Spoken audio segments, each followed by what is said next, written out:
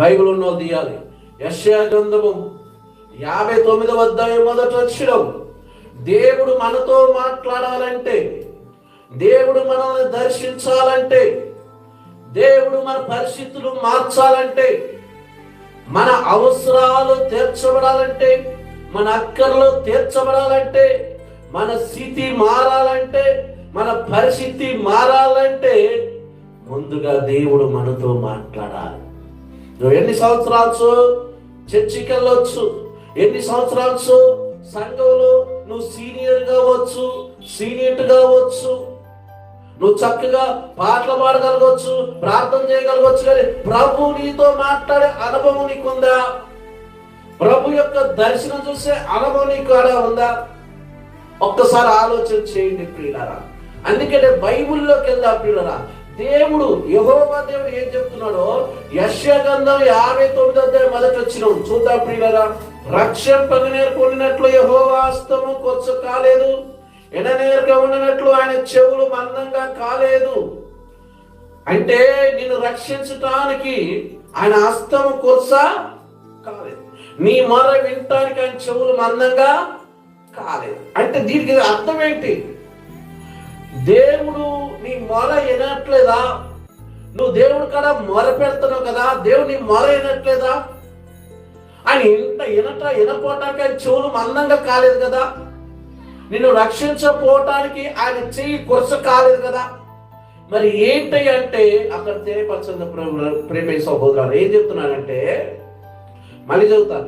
రక్షింపగనేరుగా ఉండినట్లు యెహోవా హస్తము కొరచ కాలేదు, ఎననేరుగా ఉండినట్లు ఆయన చెవులు మందంగా కాలేదు, కానీ మీ దోషములు మీకును మీ దేవుడికి అడ్డుగా వచ్చిని, మీ పాపములు ఆయన ముఖమును మీకు మరుగు పరిచింది కనుక ఆయన ఆలకింపడు.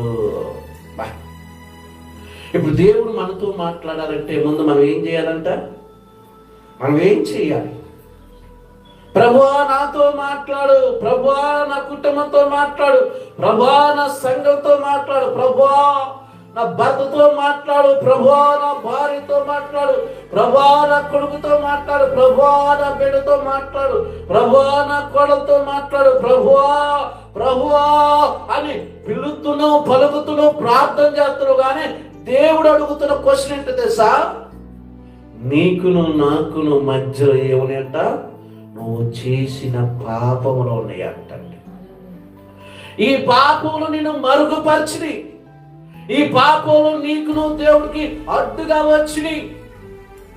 ఈరోజు ప్రియుల వాక్యాన్ని ఉన్నది ఉన్నట్టుగా చెప్తే చాలా మందికి ఇష్టం ఉండదు, చాలా మంది ఇష్టపడరు.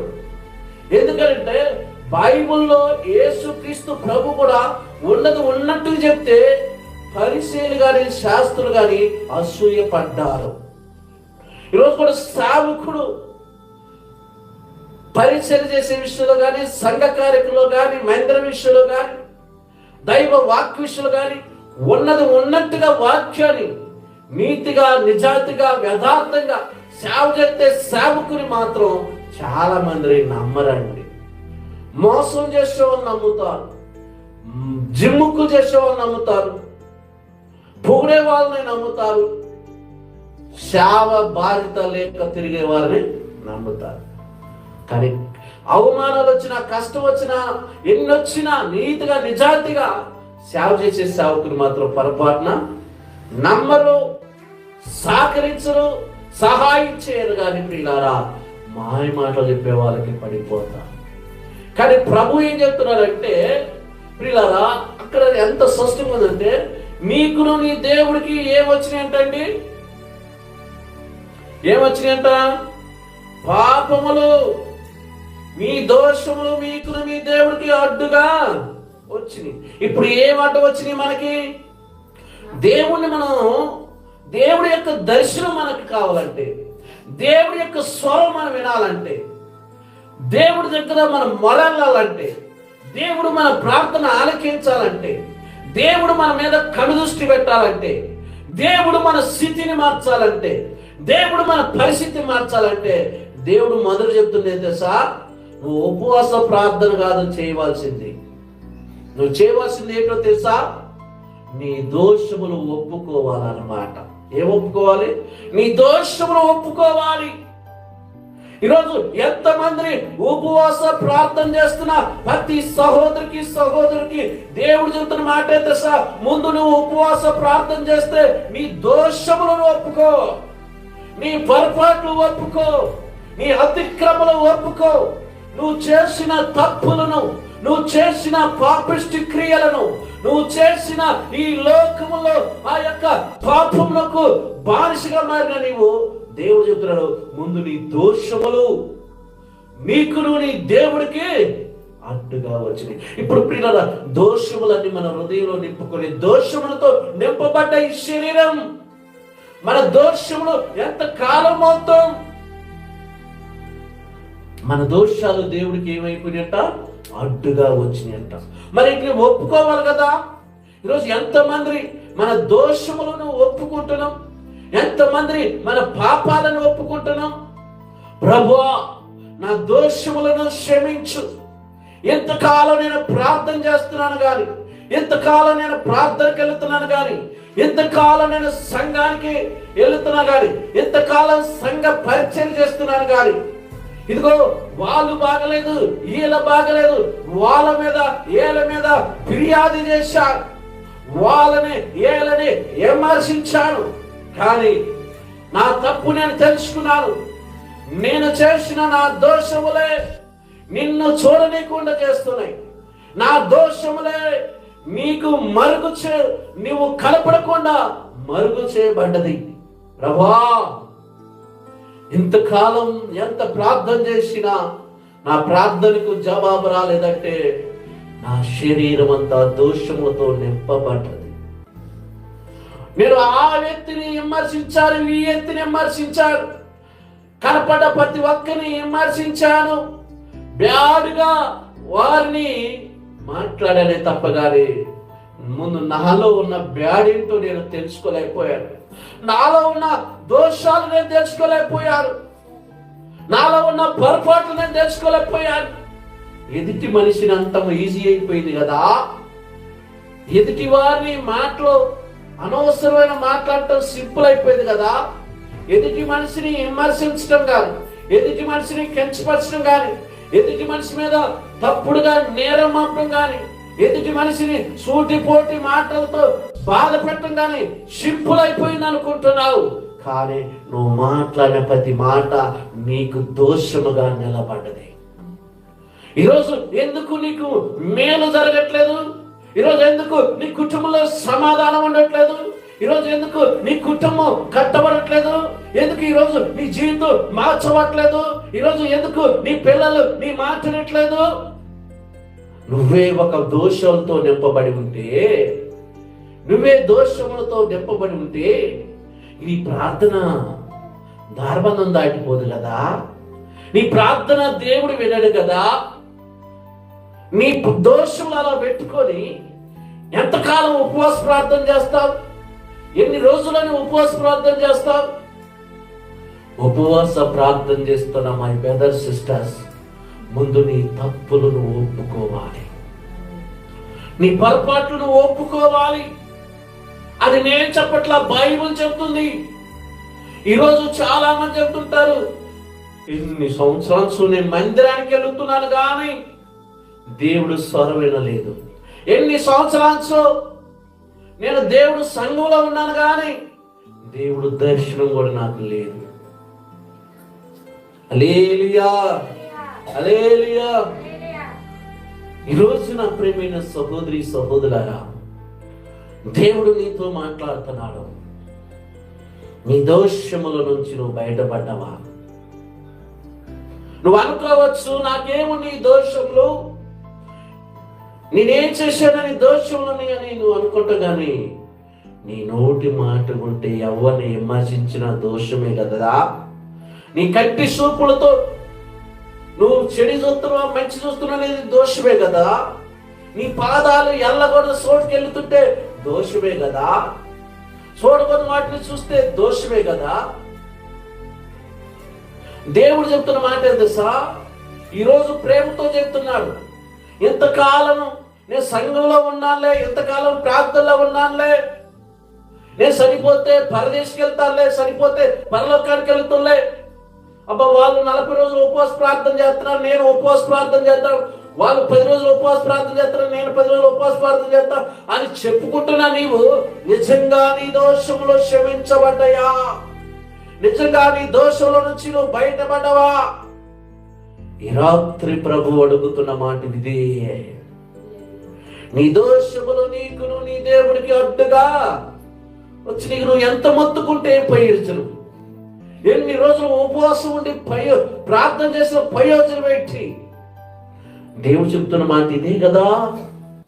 ముందు నీ పాపాలు దేవుడికి నీకు అడ్డుగా గోడగా ఉన్నాయి. ఇప్పుడు దేవుడిని చూడాలనుకుంటే చూడగలుగుతాం.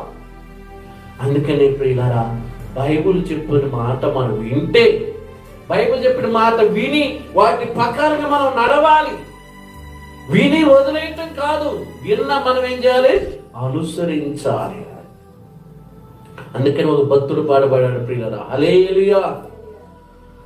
నాతో మాట్లాడు ప్రభువా, నీవే మాట్లాడు మయ్యా, నాతో మాట్లాడు ప్రభువా, నీవే మాట్లాడు మయ్యా, నీవు పలికితే నాకు వేలయ్యా, నీ దర్శనమే నాకు చాలయ్యా, నీవు పలికితే నాకు వేలయ్యా, నీ దర్శనమే నాకు చాలయ్యా, నాతో మాట్లాడు ప్రభువా, నీవే మాట్లాడు మయ్యా, నాతో మాట్లాడు ప్రభువా, నీవే మాట్లాడు మయ్యా. హల్లెలూయా. నాతో నీవు మాట్లాడు, నీవు పలికితే నాకు. మరి ఆయన పలకాలంటే ముందు మనం మొర వెళ్ళాలి కదా, మన ప్రార్థన వెళ్ళాలి కదా, మన కన్నీటి ప్రార్థన దేవుడు సన్నిధికి చేరాలి కదా, మన కన్నీటి ప్రార్థన మీద దేవుడు కనుదృష్టి ఉంచాలి కదా. ఈరోజు నిజంగా నువ్వు ఇంట్లో ఉన్నప్పుడు కన్నీటితో ప్రార్థన చేసి నీ పాపాలని ఒప్పుకుంటున్నావా? చర్చిలోకి వచ్చి నీవు కన్నీటితో పాపాలు ఒప్పుకొని ప్రార్థన నువ్వు చేస్తున్నావా? లేచి కాల్చి సాయంత్రం వరకు ఎన్ని అబద్ధాలు ఆడుతున్నావు? ఎంతమందిని మాటలతో మాయపుచ్చుతున్నావు? ఎంతమందిని మాటలతోనే జిమ్ముకులు చేస్తున్నావు? ఈరోజు చూడండి ప్రియులారా, చాలా మంది నీ మాటలకి నేను పడిపోయానంటాడు. ఆ మాటల్లో సత్యం ఉండదు, ఆ మాటలో నిజాయితీ ఉండదు. కొంతమంది అంటారు నీ చూపుల్లో నేను పడిపోయాను. అవి దొంగ చూపులు, కుటుంబాన్ని పతనం చేసే చూపులు, కుటుంబాన్ని రోడ్డు పాలు చేసే చూపులు, కుటుంబాన్ని నవ్వులు పాలు చేసే చూపులు. ఈరోజు ఎంతమంది లేరు? 24 గంటలు, ఒక రోజుకి 24 గంటలు. ఈ 24 గంటల్లో నీ శరీరాన్ని కంట్రోల్లో పెట్టుకున్నావా? నీ చూపుని కంట్రోల్లో పెట్టుకుంటున్నావా? నీ నోరుని కంట్రోల్లో పెట్టుకుంటున్నావా? నీ ఆలోచనలు కంట్రోల్లో పెట్టుకుంటున్నావా? ఇన్ని అబద్ధాలు ఆడుతుంటావండి. మనం ఫోన్ చేస్తాం, ఎక్కడున్నావంటే నేను ఇక్కడే ఉన్నానంటావు, కానీ ఇక్కడ ఉండవు, నువ్వు ఎక్కడో ఉంటావు. ఫోన్ చేస్తావు, ఇగో నేను త్వరగా వస్తానంటావు, కానీ ఎప్పుడు కోరు వస్తా. ఈరోజు చూడండి పిల్లలు, కొంతమంది చూడండి, అక్క ఏం కూర వండినట్టు నువ్వు వండిన కూర మాత్రం పైడి చెప్పవు. దెబ్బకాయ పచ్చిరా, ఒక పచ్చిరా అటు కూర చెప్తే అడిగిద్దేవా? అబద్ధమే కదా. ఎంత అబద్ధం! ఈరోజు చర్చికని వస్తున్నా చాలా మంది చర్చికని వచ్చి చర్చి కాకుండా ఎక్కడెక్కడో తిరుగుతుంటే వాళ్ళు భర్తలు ఫోన్ చేసి అడిగేవారు లేరా?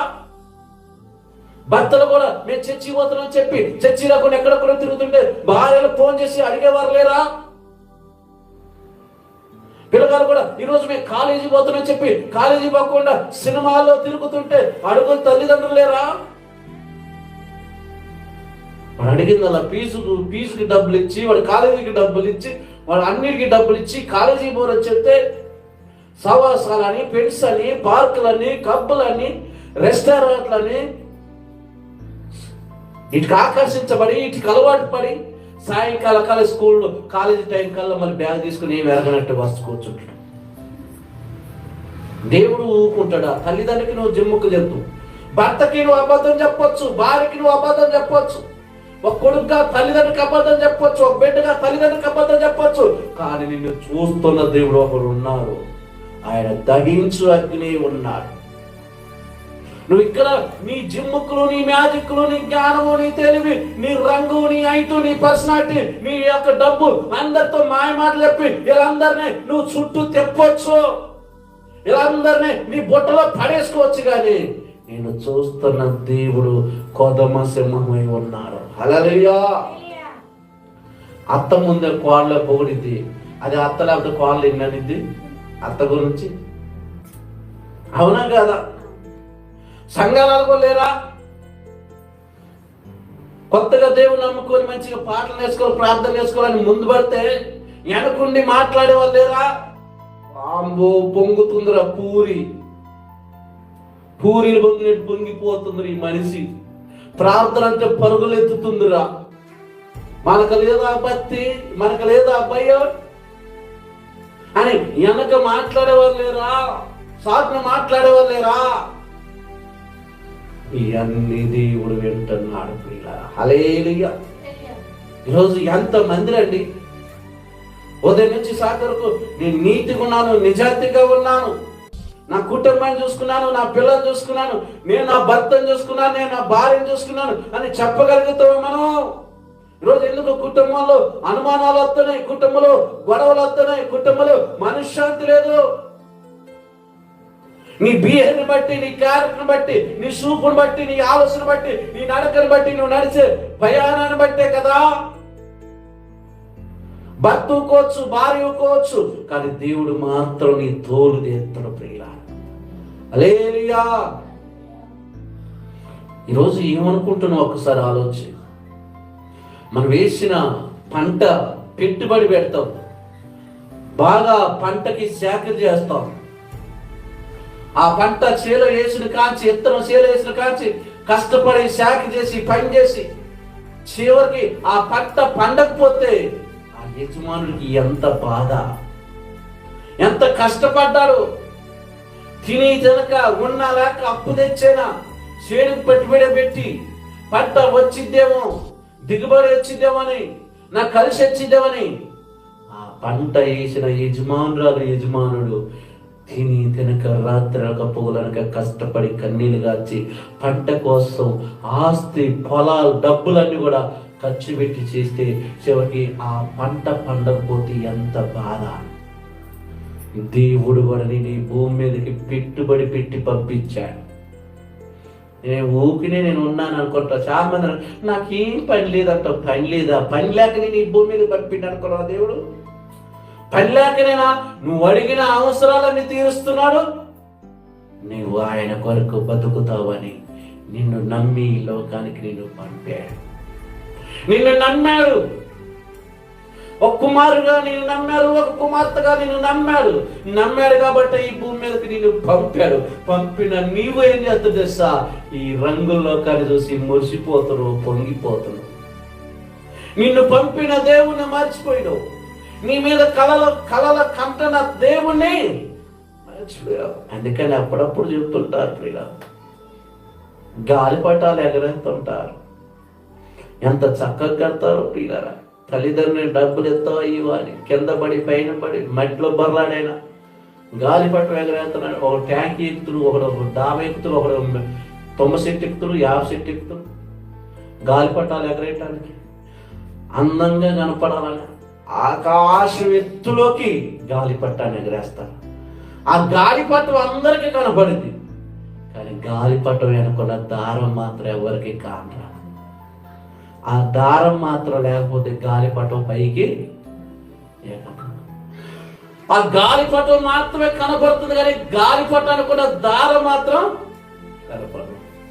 మన వెనక ఉన్నది దేవుడు మాత్రం. దేవుడు ఉండబట్టి మనం ఈరోజు అందరూ మనకు గుర్తు పెట్టుకుంటున్నారు, అందరూ గుర్తిస్తున్నారు, అందరూ ప్రేమిస్తున్నారు, అందరూ ఆదరిస్తున్నారు, అందరూ పలకరిస్తున్నారు. దీని వెనక ఉన్నది దేవుడు. మరి ఈ స్థితిలో